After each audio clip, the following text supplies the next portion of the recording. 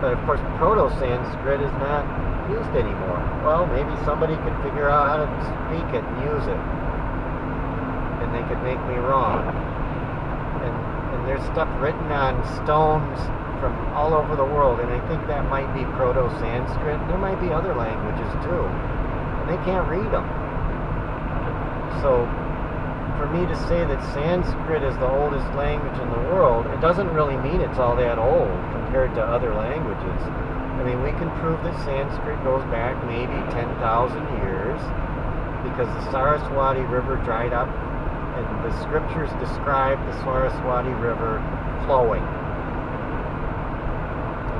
And that hasn't flowed for like 10,000 years. So that means that scripture goes back 10,000 years. So they can use things like that to prove how old that scripture is and how old the language is that the scripture was written in. Now there's other languages that might go back, further back, 20,000 years, 30,000 years, 50,000 years. And if somebody wrote it on stone, that stone could last that long. That writing could be that old. And it might have a religion in there that teaches a completely different concept than what we know of in religions today. I don't know what it would teach. They don't even know what some of this stuff says. They see it and they think, well, we don't have any idea what it says.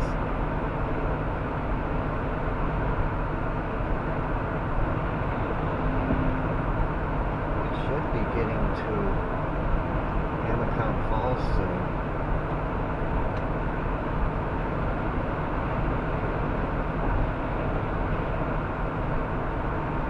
We're at 251.2.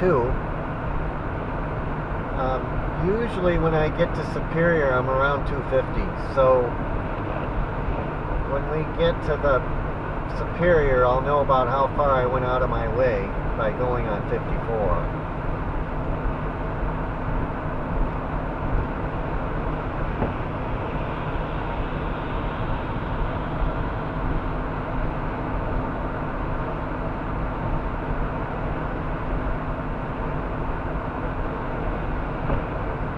Yeah, I don't want to drive in the dark though, because if you drive in the dark you can't see the dash cam.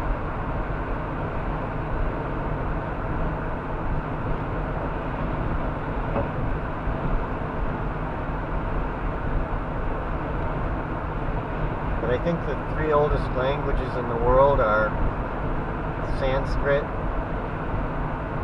and there may be a version of Hebrew that's very ancient.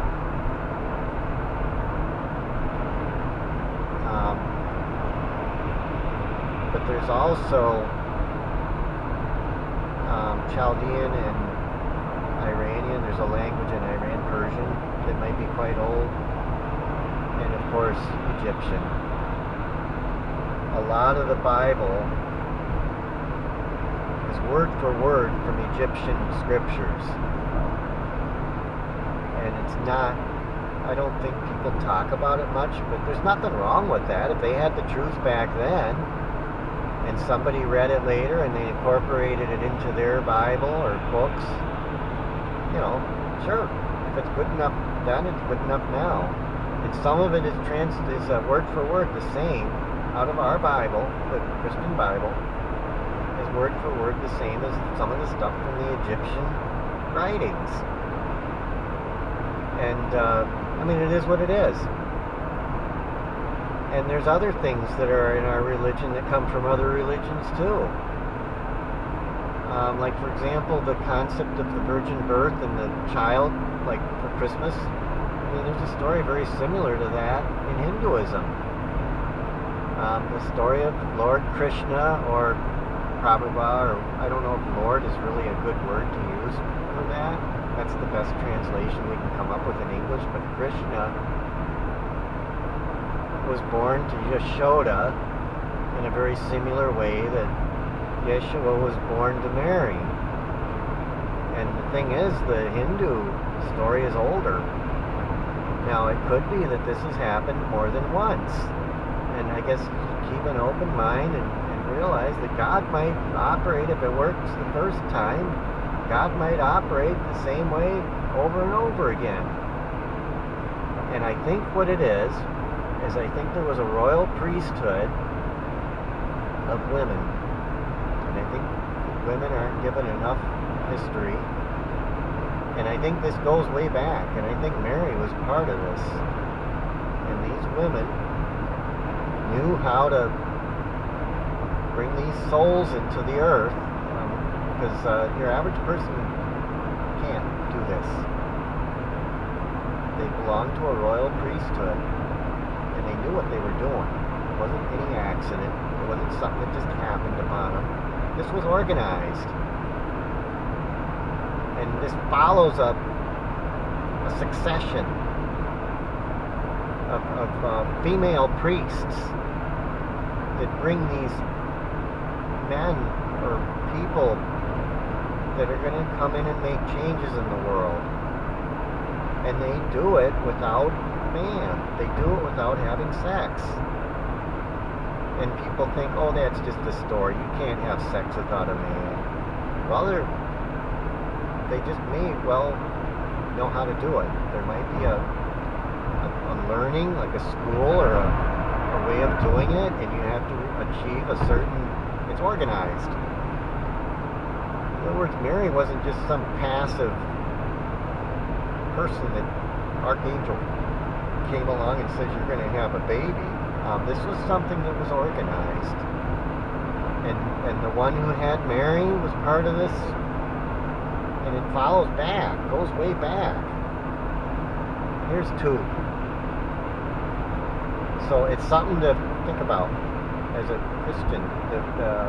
Oh, look, you can see the boat in that's Lake Superior, and there's a boat.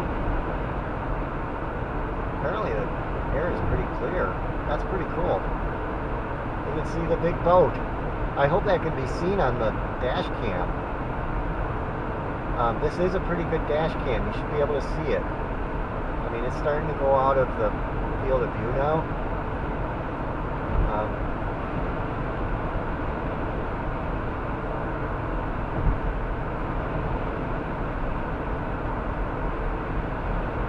Amnicon. See, I say Amicon sometimes, but it's actually Amnicon Falls. And I did change the spelling, I think, online. I might have, if I did misspell it. But it's Amnicon. And if you want to see Amnicon Falls, I was already there. And I did quite a bit of videos on that. And that's the Ely trip. And that was closer to the end of that trip. So if you want to see that, I don't know if I'm going to stop there today. There's that boat again. See, here's where I'd get off. So I'm not going to stop.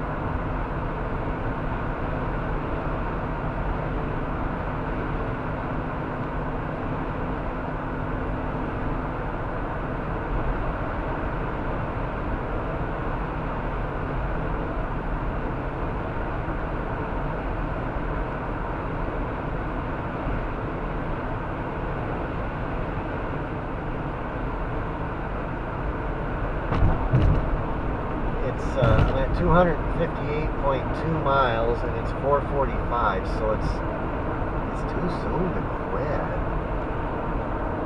Jeez, it's too soon to quit driving. If I stop driving now, I'm not going to do.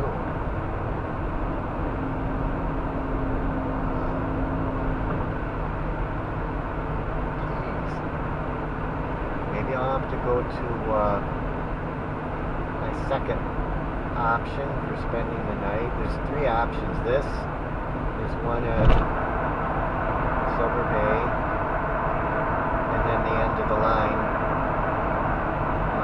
at Grand Portage. So I got 3 places. This is the first one coming up. I mean, there was one back too, back a ways.